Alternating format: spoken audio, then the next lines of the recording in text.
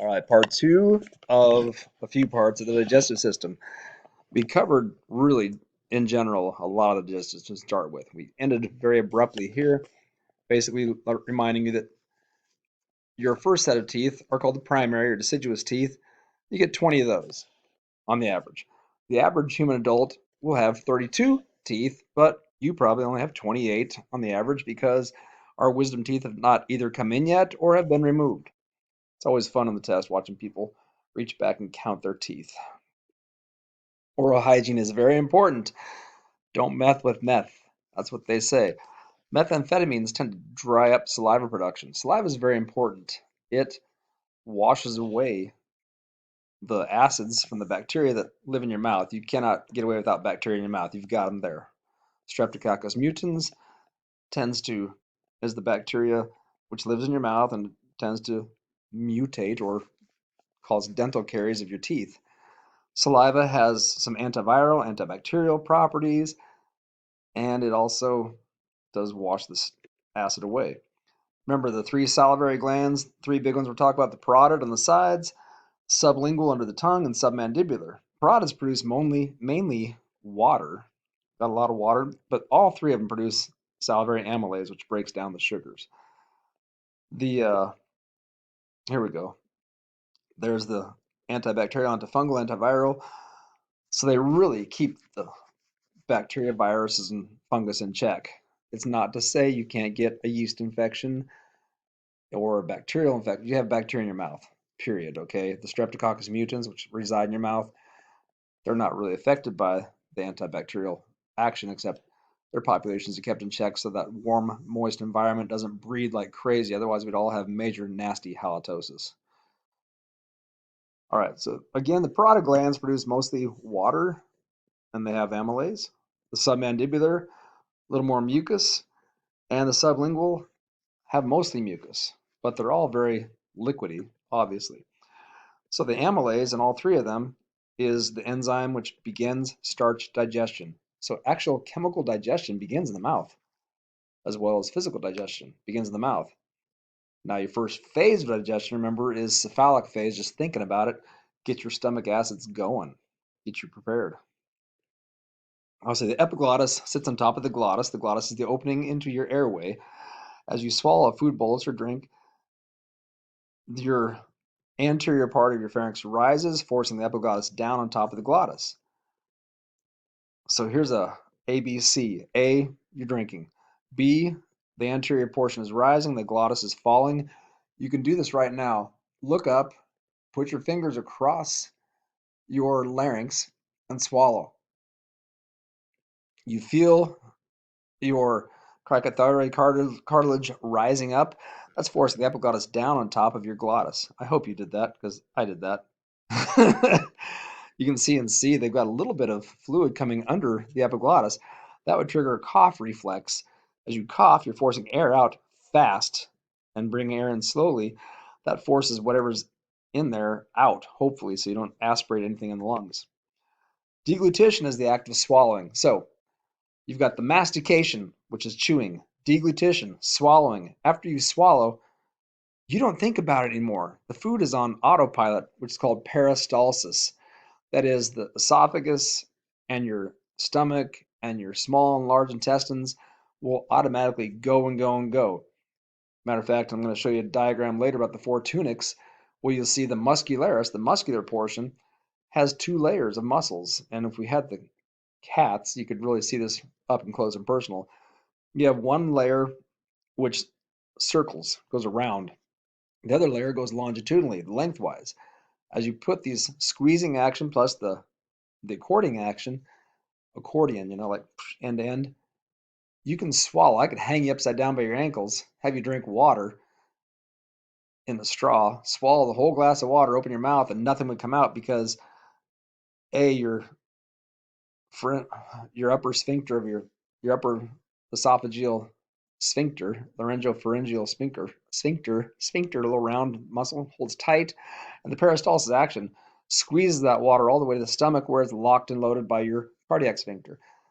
So peristalsis goes on and on. So you got your mastication, deglutition, peristalsis, poop. See, I kind of make a little Diddy out of that one. Mastication, deglutition, peristalsis, poop.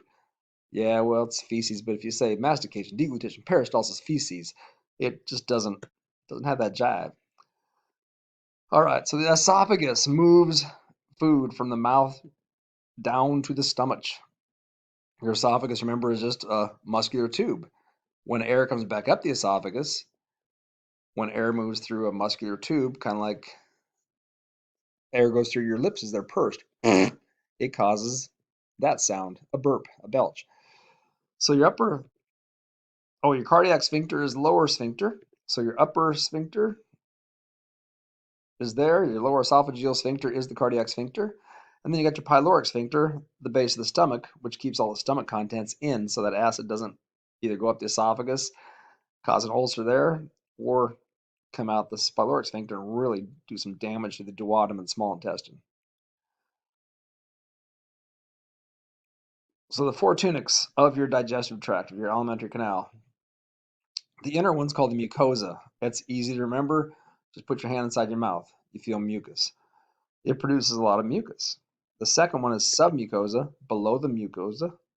And that has a lot of your nerves and veins and arteries, arterioles, and all this other stuff. And then you have your muscular layer, muscularis. That has, you can see the round portion, which squeezes, and this portion here, which is longitudinal, which squeezes it longitudinally like an accordion to move food from the mouth or from the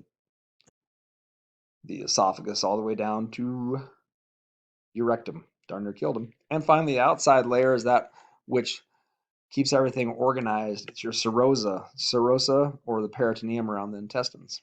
Okay? Stomach physiology. Cardiac sphincter is your upper sphincter, which keeps the contents from moving up the esophagus. The fundus is the upper portion of the stomach. Easy to remember if you like to eat like I do. My favorite is Chinese buffet. And it's fun for me to fill my stomach to the fundus. Get all that shrimp and good stuff in there.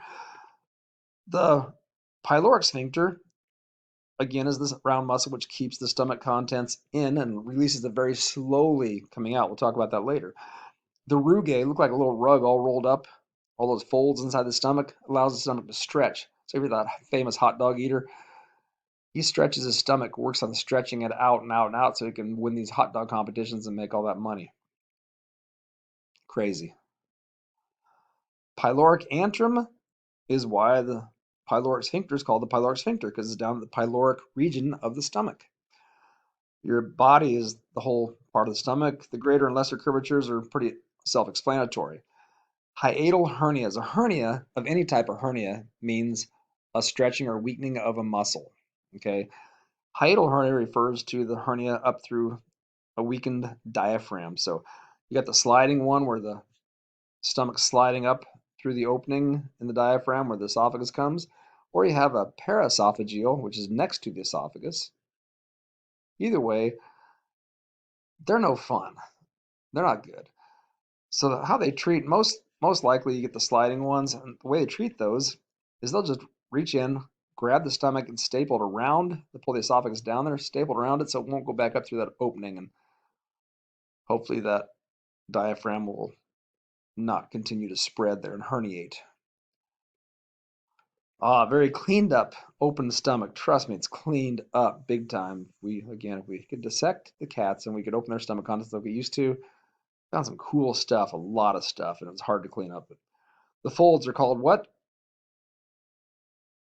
Rugae, like a rug. A dog's folded up. Let you stretch. All right, stomach does mechanical digestion. It will move. Creates peristaltic waves, so it churns like a washing machine. Chook, chook, chook, chook. The chemical digestion is it produces pepsinogen. Chief cells produce pepsinogen. Ogen is an inactive precursor. Okay. The parietal cells produce intrinsic factor and hydrochloric acid. Intrinsic factor helps us absorb vitamin B.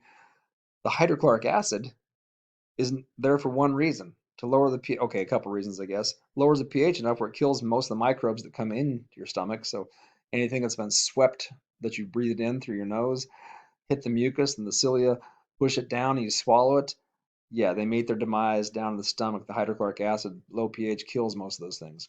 But the hydrochloric acid is also brings the pH down low enough to activate the pepsin from pepsinogen. When pepsinogen gets very low in pH, it becomes pepsin. And now it will digest all proteins. If the chief cells produce pepsin, they digest themselves and we would not be here. Gastric lipase is another enzyme the stomach produces. It begins the fat digestion. Okay, now the cool thing about the stomach is mucus protects it from digesting itself. Remember, the stomach has a muscular layer. The mucosa produces mucus, which lines the stomach. And if you get too much acid production, get stressed out, you can get stomach ulcers, which means stomach starting to eat itself away because the mucus lining has gotten thin and the acid's getting through. But pepsinogen is activated by hydrochloric acid to make pepsin. So pepsinogen is produced inactively by chief cells. Parietal cells produce hydrochloric acid. And then your goblet cells and your mucosal neck cells produce mucus. Which came first then? The protein, the mucus, the hydrochloric acid. I haven't even talked about the sodium bicarbonate yet. That is released slowly by the pancreas as the pyloric sphincter opens up and lets out the contents very slowly. A little bit of chyme, or that stomach acid mix, comes out in the pyloric sphincter into the duodenum. Immediately, the pancreas loses sodium bicarb to neutralize that so it does not digest the duodenum. All four of those had to work in perfect conjunction for us to digest protein, and they had to have come at the same time. Same time. The body's amazing. All right, so again, I said the parietal cells also produce intrinsic factor, which helps us absorb vitamin B. The gastrin is a cool thing. The hormones, the stomach again has these checks and balances, right? The stomach stretches up, it fills up. Once it stretches, it produces gastrin, which says, okay, stomach, gastrin, stomach, let's get going. Let's start digesting now. Because you don't want your stomach to produce all these enzymes when it's empty. That's just worthless and dangerous. The pancreas, the mighty, mighty pancreas, digests all four organic compounds. It produces trypsin and chymotrypsin, which digest protein or peptides down to their amino acids. So the stomach can break the pepsin, breaks the proteins down to peptides, but then the chymotrypsin and trypsin finish them off to amino acids, which we can use to build all the enzymes and hormones we use in the body. Carboxypeptidase also breaks up the carboxypeptide bonds to make the amino acids. So the three proteases produced in the pancreas are trypsin, chymotrypsin, carboxypeptidase. But wait, it also produces amylase. You saw this produced in the saliva. That's not enough. You swallowed that bread, swallowed that pasta, ate that baked potato.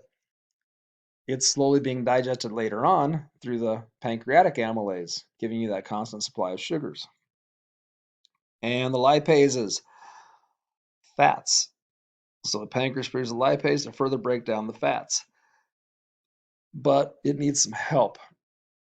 And same time as the chyme comes out of the stomach, the pancreas produces this. That little green duct up here above the pancreas is your hepatic duct, or common bile duct. By now, it's common bile duct. And the bile gets dumped in the same time. What bile does is it works like dishwasher detergent. It emulsifies fats to smaller droplets, really tiny droplets, so that these lipases can actually work to break them into their fatty acids and glycerol. And then nucleases. Everything we eat, okay, everything that we grow or kill to eat has DNA and RNA in it. That's living compounds. We can break those down to nucleic acids and reuse those. So pancreas produces nucleases. Those things, nucleases. All right, the pancreas works as an endocrine and exocrine. Again, I talked about this earlier. Endocrine, it dumps it straight in the blood. Here, the insulin and glucagon regulate blood sugar. Insulin takes it up, glucagon gets it gone, gets it out of the muscles when we need it when we're running. This concludes part 2 of your digestive system notes.